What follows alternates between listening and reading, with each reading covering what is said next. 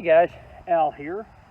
I wanted to do an update because I'm in my backyard here in the little test plot. You can see all the Rye Grain and Hairy Vetch, and I wanted to show you the size of the night crawler that I found.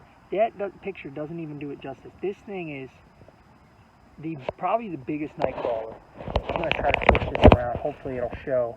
But I wear a size 11, and that thing is the biggest night crawler I've ever seen. So I thought that was pretty cool. I'm gonna let him get back to, him back doing their thing, and he just happened to be crawling there underneath some leaf litter I kicked up. But I just put him back in the ground. So I'm just letting this Rye Grain here.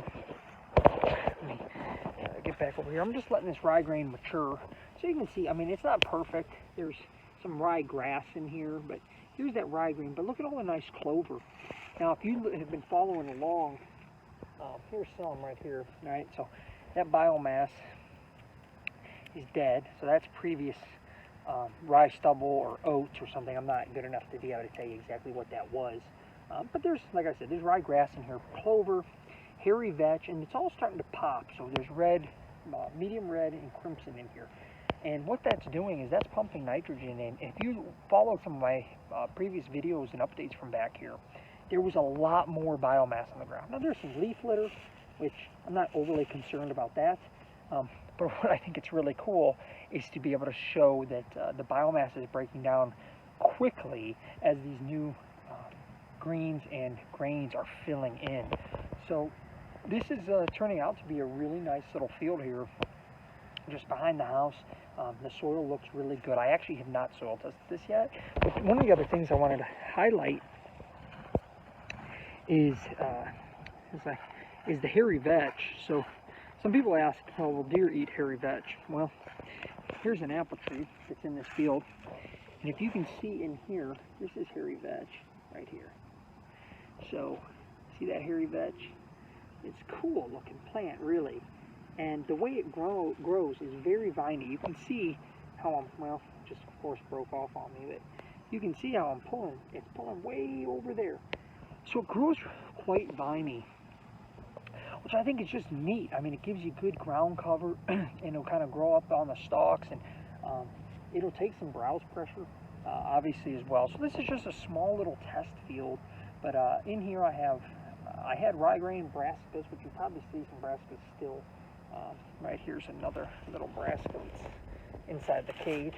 So, you know, that's good root structure there.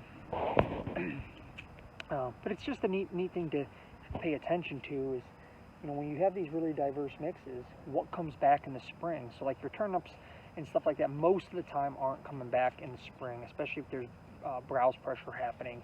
In this case, deer, or if they're getting browsed by, intentionally browsed, right, by rotational grazing of cows. But in this case, it's mostly whitetail, groundhogs, things of that nature in here feeding. But what will come back is your clovers, and other legumes, so hairy vetch and clovers, and then of course your grain. So oats won't. Oats will die. Wheat might have a little bit of wheat. Rye is almost always coming back the next year. Just it's very hardy and grow. I think it's like 32 degrees, and some even varieties that can germinate lower. So that's really just a quick update. That's kind of what the whole idea of that balancing the carbon and nitrogen ratios is all that biomass that was left over. Now spring's coming,